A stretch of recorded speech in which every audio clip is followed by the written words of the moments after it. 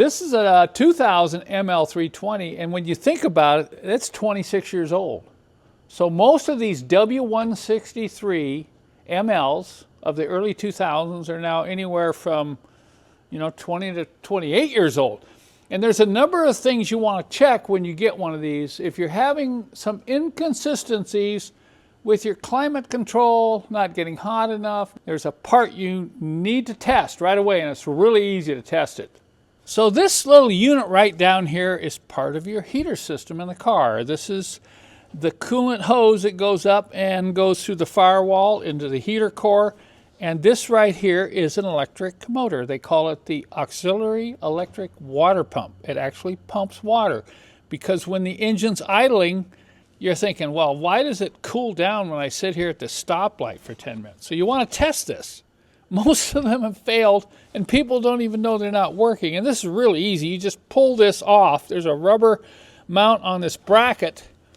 We're going to get a hold of this plug here and unplug it. Just squeeze on these wire clips. Okay. This one's nice because it's marked positive, negative. See that? Plus, minus. So we need to get in here and power this directly to test it. And doing this with alligator clips or some sort of a booster pack isn't very easy. The thing you want to use is a power probe. If you're not familiar with a power probe, I'm going to show it to you now. This is a must-have DIY tool if you're doing work on your own cars. There's all kinds of versions of this power probe. There's all kinds of pricing on the power probe, and primarily due to different features. But this is a basic unit here. You have the leads that connect to a battery. You have a probe tip. See how sharp that is? That lets you get into a very small area to a very small clip, and you can even penetrate wiring insulation with this. And then on this end here, you have ground wire. So you begin by hooking this up to your battery, and we're just going to hook up the red lead to positive and the black over here to negative. Okay, now to make sure you have power, you can just rock the switch. See the switch here, you just rock it forward and it's turning red. We have to get right on these little pins here. And if I'm looking here, this is negative, that's positive. We're going to take this small alligator clip and carefully clip it to the negative pin. We're going to keep it all the way over to the side so it stays away from the other pin.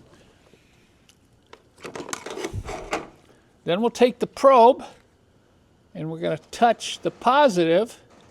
The green light comes on showing we're connected properly. Now watch as I hit the switch. Whoops. You should hear and feel the motor run in this little pump. And look at that. This is what I'm finding on a large majority of these old aux water pumps on these MLs. They've died. And the owners don't even know they've died. I want to show you what a new one sounds like, because it may fool you. It doesn't make a lot of noise. You may not be able to hear it, but you can feel it. Always put your hand on it. You'll feel the vibration. But if we listen closely, I think we'll hear this one running.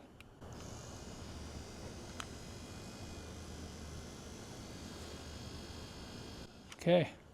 You see what I mean? It's just very subtle. So I found a lot of times just reach down and hold on to it. You'll actually feel the vibration of the motor when it's running. So this is burned out and it's going to require a replacement. So I think you can see why I feel that using a power probe is the absolute best way to test a lot of the electrical components in your old car.